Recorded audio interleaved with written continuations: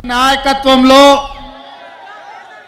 విశాఖపట్నంలో ఏర్పాటు చేసిన న్యాయ సాధన సభ విశాఖ ఉక్కు ఆంధ్రుల హక్కు అని వేలాదిగా మీరు తరలి వచ్చి రాజశేఖర రెడ్డి గారి అభిమానులుగా మీ ఉక్కు కర్మాగారాన్ని ఆనాడు త్యాగాల పునాదుల మీద సాధించుకున్న మీరు ఇవాళ విశాఖ ఉక్కును కాపాడుకోవాలని ఒక కార్యక్రమాన్ని ఏర్పాటు చేస్తే ఈ కార్యక్రమంలో పెద్దలు రఘువీరారెడ్డి గారు CWC member, doctor YS Rajasekhara Reddy గారి ఆత్మ అడుగడుగున ఆయనను వెన్నంటి నిలబడ్డ డాక్టర్ కేవీపీ రామచంద్రరావు గారు, అదేవిధంగా కేంద్ర మంత్రివర్యులు పల్లం రాజు గారు, అదేవిధంగా సిపిఐ నాయకులు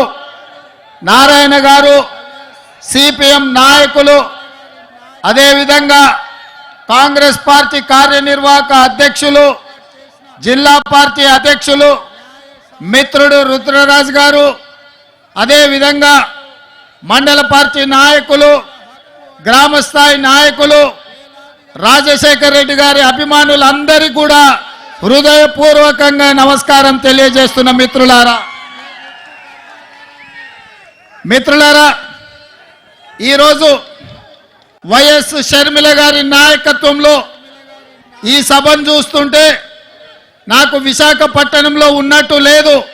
హైదరాబాదు నగరంలో, తెలంగాణలో నేను నా కార్యకర్తలతో ఏర్పాటు చేసిన సభ ఎంత విజయవంతం అవుతుందో, వేలాది మంది వచ్చి అండగా నిలబడతారో ఇవాళ ఇక్కడ చూస్తుంటే నాకు హైదరాబాద్ నగరంలో కాంగ్రెస్ పార్టీ సభను ఏర్పాటు చేసినట్టుగా ఉంది. వాస్తవంగా నేను ఈ సభకు రావాలనుకున్నప్పుడు కొంతమంది మిత్రులు అన్నారు, అక్కడ కాంగ్రెస్ పార్టీ లేదు కదా, మీరెళ్ళి సభ వైఫల్యం చెందితే మనకు చెడ్డ పేరు వస్తుంది కదా అని.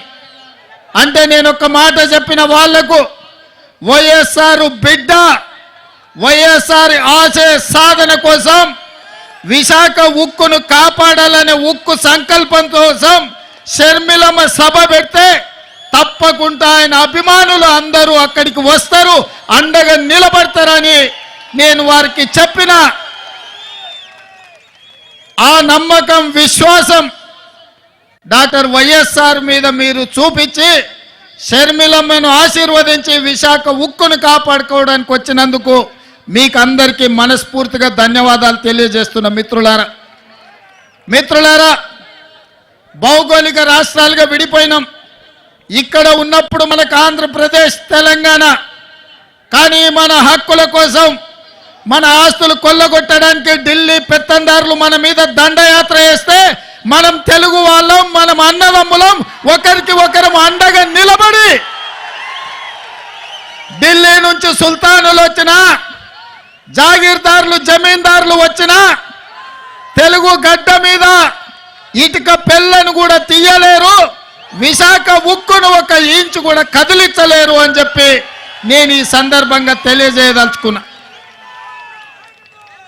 ఆనాడు కురుక్షేత్రం జరిగేటప్పుడు కౌరవులు, పాండవులు వేరు, వాళ్ళ మధ్యలో సమస్యలు వచ్చినప్పుడు పోరాటం వేరు, కానీ వాళ్ళ మీదికి ఎవరైనా దండెత్తుతే వాళ్ళు 105 అయి అందరూ కలిసికట్టుగా నిలబడి వాళ్ళ ప్రాంత ప్రజల్ని, వాళ్ళ హక్కులను కాపాడుకోవడానికి కొట్లాడేవాళ్ళు.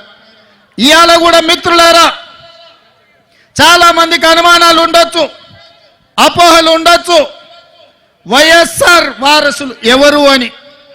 నేను ఇవాళ ఒక్క మాట చెప్పదలుచుకున్న మిత్రులారా, వైఎస్ఆర్ సంకల్పాన్ని నిలబెట్టేటోళ్ళే వైఎస్ఆర్ వారసులు అవుతారు తప్ప వైఎస్ఆర్ ఆశయాలకు వ్యతిరేకంగా, వైఎస్ఆర్ గారి యొక్క ఆఖరి కోరికకు వ్యతిరేకంగా మాట్లాడే వాళ్ళు ఏ రకంగా వైఎస్ఆర్ వారసులు అవుతారో మీరు ఒక్కసారి ఆలోచన చెయ్యండి.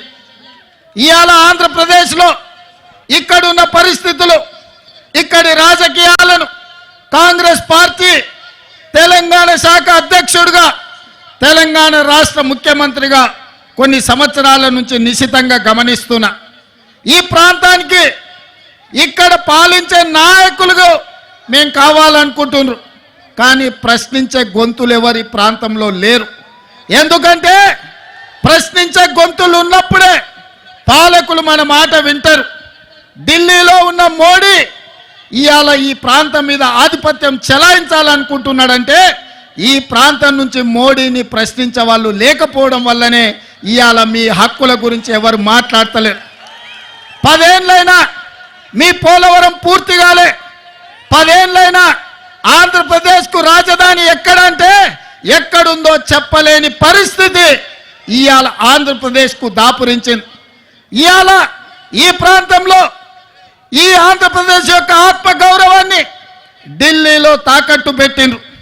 ఆనాడు ఈ తెలుగు రాజకీయాల నుంచి, ఈ తెలుగు నేల నుంచి నీలం సంజీవారెడ్డి గారు కావచ్చు, పివి నరసింహారావు గారు కావచ్చు, ఆ తర్వాతి తరంలో మనకు ఎన్టీఆర్ కావచ్చు, డాక్టర్ వైఎస్ఆర్ కావచ్చు, ఆ తర్వాత జైపాల్ రెడ్డి గారు కావచ్చు, వెంకయ్య నాయుడు గారు కావచ్చు, ఈ ప్రాంతం నుంచి తెలుగు రాష్ట్రాల నుంచి తెలంగాణ ఆంధ్రప్రదేశ్ ప్రాంతాల నుంచి గల్లీ నుంచి ఢిల్లీ వరకు మన ఖ్యాతిని పెంచి ఈ ప్రాంత సమస్యల మీద కేంద్ర ప్రభుత్వాల నుంచి వాళ్ళు సాధించిన వాళ్ళు, దేశ రాజకీయాలను శాసించిన వాళ్ళు. నేను ఇవాళ అడుగుతున్న మిత్రులారా, అటు తెలంగాణ అయినా ఇటు ఆంధ్రప్రదేశ్ అయినా ఢిల్లీకి వెళ్ళి వంగొంగి నమస్కారాలు పెట్టే నాయకులే ఉన్నారు తప్ప ఢిల్లీని అడిగి మనకు కావాల్సిన సాధించే నాయకత్వమే ఇవాళ లేదు. మీరు ఒక్కసారి ఆలోచన చేయండి. ఆనాడు 94లో డాక్టర్ కేవీపీ రామచంద్రరావు గారు సజీవ సాక్షి, కాంగ్రెస్ పార్టీకి 26 సీట్లు వచ్చి ఎన్టీఆర్ యొక్క ప్రభావంలో కాంగ్రెస్ పార్టీకి ప్రధాన ప్రతిపక్ష హోదా కూడా 94లో రాలే. అప్పుడు ఢిల్లీ ఆలోచన చేసింది, ఇక ఆనాటి ఉమ్మడి ఆంధ్రప్రదేశ్లో పార్టీ బ్రతకాలన్నా కార్యకర్తలకు అండగా నిలబడాలంటే ఒకే ఒక్క నాయకుడు వైఎస్ఆర్ చేతికి పగ్గాలు అప్పచెప్తే తప్పకుండా కాంగ్రెస్ పార్టీ కార్యకర్తలకు అండగా నిలబడతారని ఆనాడు వైఎస్ఆర్ను ఆంధ్రప్రదేశ్ కాంగ్రెస్ పార్టీ అధ్యక్షుడిగా నియమించారు. 26 సీట్లతో మొదలైన ప్రయాణం 99లో 90 సీట్లకు వచ్చింది. అధ్యక్షుడిగా ఉన్న రాజశేఖర రెడ్డి గారు ప్రధాన ప్రతిపక్ష నాయకుడిగా మారిండు. ప్రధాన ప్రతిపక్ష నాయకుడిగా మారి ప్రజల తరఫున ప్రశ్నించే గొంతుకై ఆనాటి ప్రభుత్వాల మీద పోరాటం చేసి ప్రజల తరఫున నిలబడి చేవెళ్ల నుంచి ఇచ్చాపురం వరకు ఎర్రటెండలో వారు పాదయాత్ర చేసి వారి కాళ్ళకు బొగ్గలై అవి పగిలిన ముక్కవోని దీక్షతో ఎర్రటెండలో 105 డిగ్రీల జ్వరం వచ్చిన ప్రజల కోసం పాదయాత్ర చేసిండు. రాజశేఖర రెడ్డి గారు ఆనాడు పాదయాత్ర చేసి ప్రజల కష్టాలు తెలుసుకొని దళితులు, గిరిజనులు, బలైన వర్గాల కోసం, ఆదివాసుల కోసం, అడవులలో ఉండే బిడ్డల కోసం, మహిళల కోసం, మైనారిటీల కోసం వాళ్ళ సమస్యలను అడిగి వాళ్ళ గుండె చప్పుడు విని 2004లో ఇందిరమ్మ రాజ్యం తెచ్చిండు, కాంగ్రెస్ను అధికారంలోకి తీసుకొచ్చిండు, 33 ఎంపీలను గెలిపించి కేంద్రంలో యూపీఏ ప్రభుత్వాన్ని ఏర్పాటు చేసిండు. ఆనాడు కేంద్రంలో ప్రభుత్వం ఏర్పడ్డదంటే ఆంధ్రప్రదేశ్లో అధికారంలోకి కాంగ్రెస్ వచ్చింది అంటే రాజశేఖర రెడ్డి గారు ముక్కవోని దీక్షతోటి ఆనాడు పోరాటం చేసిండు. ఆ పోరాటంలో కూడా కమ్యూనిస్టులు కలిసి వచ్చిండ్రు. సిపిఐ, సిపిఎం కూడా ఆనాడు డాక్టర్ వైఎస్ఆర్తో కలిసి పేద ప్రజల కోసం ఎర్ర జెండా ఎత్తిండ్రు. ఎర్ర జెండా కూడా ఆనాడు కాంగ్రెస్తో కలిసింది.